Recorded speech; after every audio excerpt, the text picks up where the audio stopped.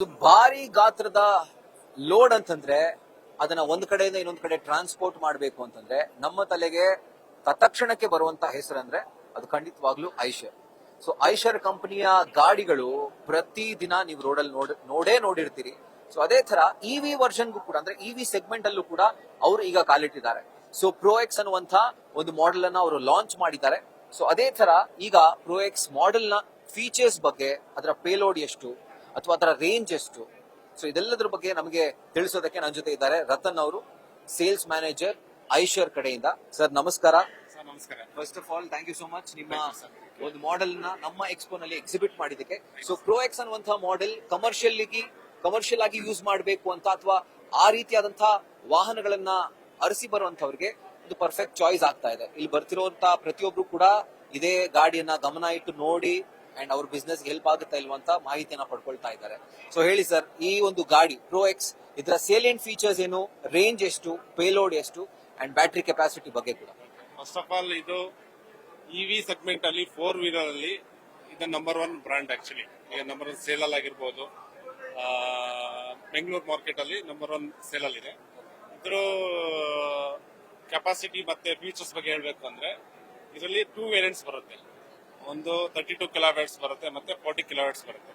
32 kilowatts ಅಲ್ಲಿ ನಿಮಗೆ 9.5 length ಬರುತ್ತೆ ಮತ್ತೆ 10.8 ಅಲ್ಲಿ ಲೆಂತ್ ಅಲ್ಲಿ ಬರುತ್ತೆ. ಅದೇ ನೀವು 40 ಕಿಲೋವ್ಯಾಟ್ಸ್ ಅಲ್ಲಿ ಹೋದ್ರೆ 10.8 ಬರುತ್ತೆ.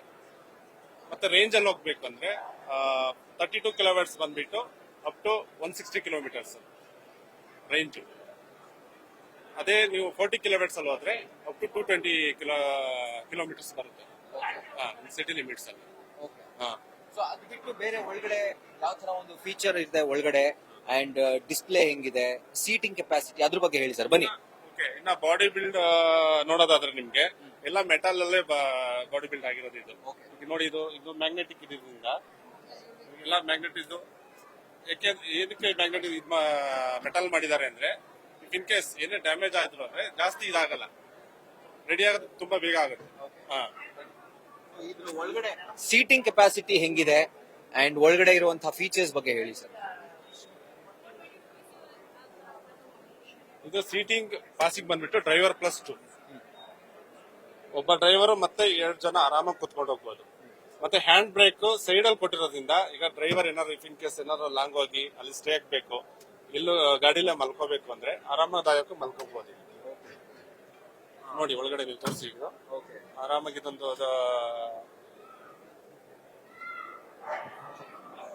ಮತ್ತೆ ಪವರ್ ಸ್ಟೇರಿಂಗ್ ಬರುತ್ತೆ. ಮತ್ತೆ ಈಸಿ ಗೇರ್ ಶಿಫ್ಟೆಡ್, ಇದು ಫಾರ್ವರ್ಡ್ ಮತ್ತೆ ರಿವರ್ಸ್ ನ್ಯೂಟ್ರಲ್ ಅಷ್ಟೇ ಬರೋದು, ಆಟೋಮೆಟಿಕ್ ತರ. ಓಕೆನಾ, ಫಾರ್ವರ್ಡ್ ಹಾಕಿ ಕೂತ್ಕೊಂಡ್ಬಿಟ್ರೆ ಆರಾಮಾಗಿ ಅಕ್ಸಿಲೇಟರ್ ಮತ್ತೆ ಬ್ರೇಕ್ ಹ್ಯಾಂಡಲ್ ಮಾಡ್ಕೊಂಡ್ರೆ ಆರಾಮಾಗಿ ಈಸಿಯಾಗಿ ಡ್ರೈವ್ ಮಾಡಬಹುದು.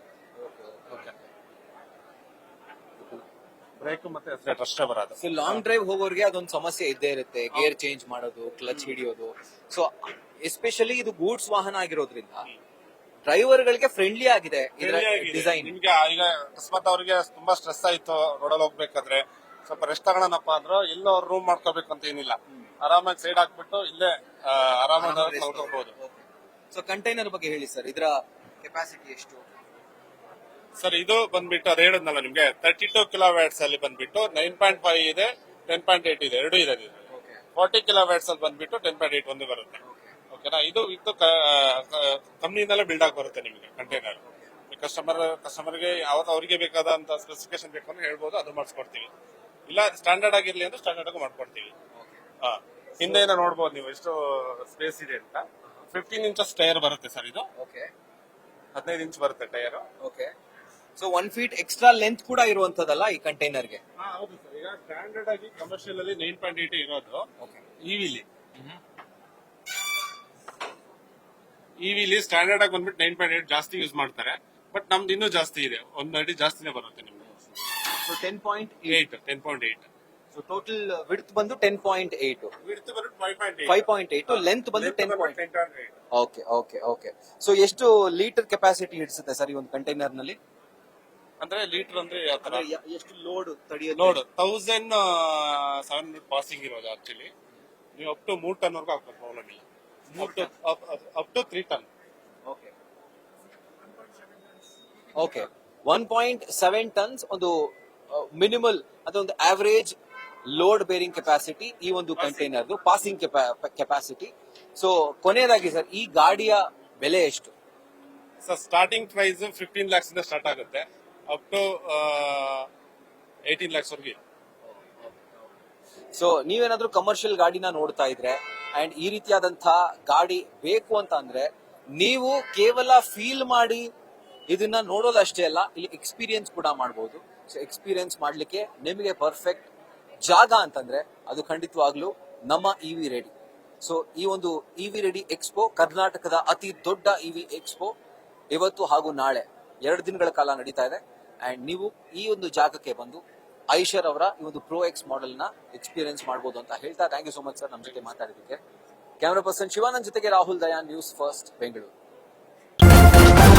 ನ್ಯೂಸ್ ಫಸ್ಟ್ ನಿರ್ಭೀತಿಯಿಂದ ನಿಮ್ಮ ಪರವಾಗಿ.